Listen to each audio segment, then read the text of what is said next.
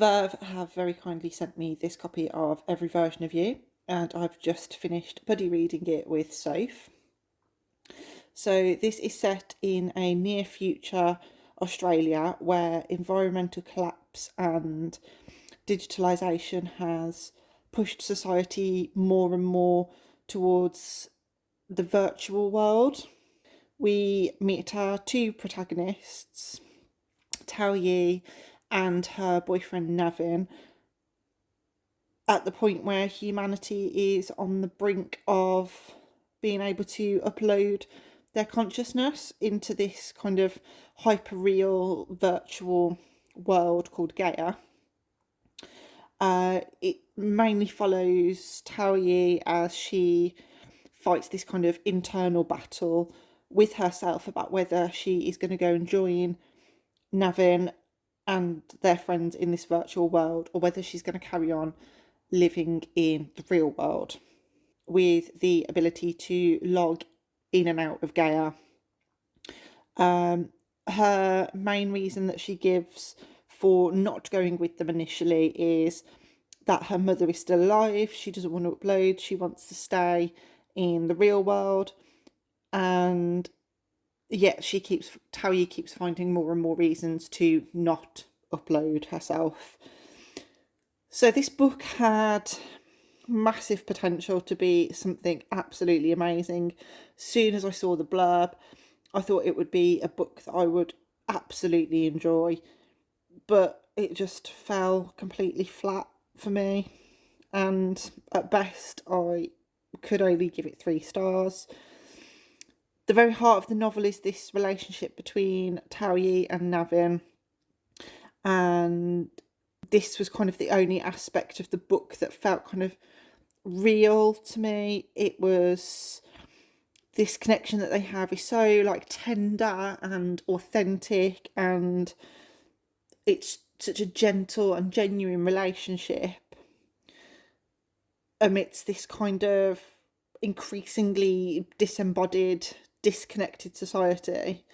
As more and more people choose to leave their bodies behind, the loneliness, the isolation, and this kind of inner turmoil that Tao Yi is experiencing is very relatable. It's very palpable. You do find yourself identifying with her. You know, all humans experience loss of some kind, and hers is kind of expedited by this uploading of friends. And although she can join them in this virtual world, it's not quite the same.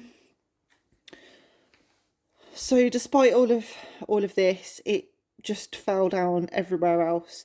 They're living in this world where the rivers have dried up and you have to wear protective gear to go outside. Life has become entirely dependent on technology, but none of this is ever really given any context. It's never given any substance. You're just thrown into this world in quite near future. I think it's set in 2080. Feels terrifyingly plausible, but there just isn't that context or the history of how we've got to where we are. Tao Yi's resistance to upload into Gaia and join Navin is, you know, she says it mainly hinges on this connection to her mother, who has remained in the physical world, but her relationship with her mother is massively, massively underdeveloped, and she almost comes across as like an afterthought to her. I think at one point she's like, oh, it's been a couple of months since I've spoken to her, and, you know, there's just... she doesn't really come across as that integral part of Tao Yi's life that she's saying that she is, and it just comes across as an excuse for her not to go with her friends. As you get towards the end, you are introduced to this kind of end of the world physical community of people who've banded together. They've not uploaded yet. This bit just felt really, really rushed. There was this whole possibility of being able to explore what life would be like for those outside of Gaia, those who've chosen not to upload. But actually, it was just rushed through and had just no impact whatsoever. The actual ending was really disappointing as well. Rather than coming across as having been left open deliberately, it almost feels like the narrative just ran out of steam and just ended, instead of actually having any kind of conclusion. And I do get that the author was probably purposely trying to leave it open to interpretation, but it just felt to me like the whole thing had been left unfinished. So unfortunately, as I said, this one did only get 3 stars from me.